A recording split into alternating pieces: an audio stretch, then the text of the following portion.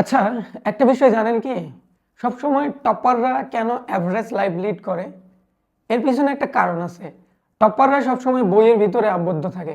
তারা বইয়ের ভিতরে আবদ্ধ থেকে সিলেবাস কিভাবে কভার করতে হবে, কিভাবে ভালো লিখতে হবে পরীক্ষায় এবং এ প্লাস পাইতে হবে, ভালো রেজাল্ট করতে হবে, সিজি 4 এ 4 রাখতে হবে। তাদের চিন্তাভাবনা এরকম। কিন্তু তারা জানে না বাস্তব জগৎটা কেমন। তারা জানে না বাস্তব জগতে কিভাবে খাপ খেয়ে নিতে হয়, কিভাবে মানুষের সাথে কমিউনিকেট করতে হয়, কিভাবে স্কিল ডেভেলপ করতে হয়, ভালো কাজ করতে হয়। সেই সব বিষয় তারা জানে না। তারা শুধুমাত্র জানে কিভাবে সিলেবাস কভার করে এ প্লাস পাইতে হয়, ভালো রেজাল্ট করতে হয়। দ্যাট ইজ ওয়াই তারা সারা জীবন অ্যাভারেজ লাইফ লিড করে।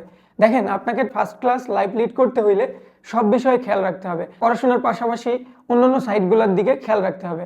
আপনি ধরেন যে আপনি পড়াশোনা করতেছেন, অনেক ভালো রেজাল্ট করতেছেন।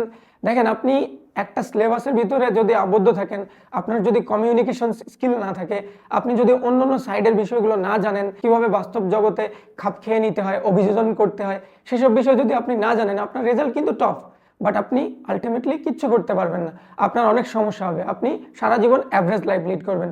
সো আপনাকে অবশ্যই আপনার পরীক্ষার রেজাল্ট যতটা খারাপই হোক না কেন, অ্যাভারেজ রেজাল্ট হোক, কোনো সমস্যা নেই। দেখেন, আপনি যদি বাইরের মানুষজনের সাথে মিশেন, বিভিন্ন ধরনের মানুষজনের সাথে মিশেন, বিভিন্ন ধরনের কাজের সাথে ইনভলভ হন, তাহলে এইসব বিষয় আপনার উপর ভবিষ্যতে পজিটিভ ইফেক্টস ফেলবে, যার জন্য আপনি ভবিষ্যতে ভালো জব পাবেন, ভবিষ্যতে ভালো কাজের সাথে ইনভলভ হবেন, ভবিষ্যতে অনেক কিছু করে ফেলতে পারবেন। সো সবাই চেষ্টা করবেন একাডেমিক সিলেবাসের বাইরে অন্যান্য জায়গায় ইনভলভ হওয়া, বিভিন্ন জ্ঞান অর্জন করা, বিভিন্ন ধরনের জ্ঞান অর্জন করে দেশে ইফেক্ট ফেলা এবং আন্তর্জাতিক পর্যায়ে ইফেক্ট ফেলা। সবার জন্য শুভকামনা। সবাই ভালো থাকবেন, সুস্থ থাকবেন।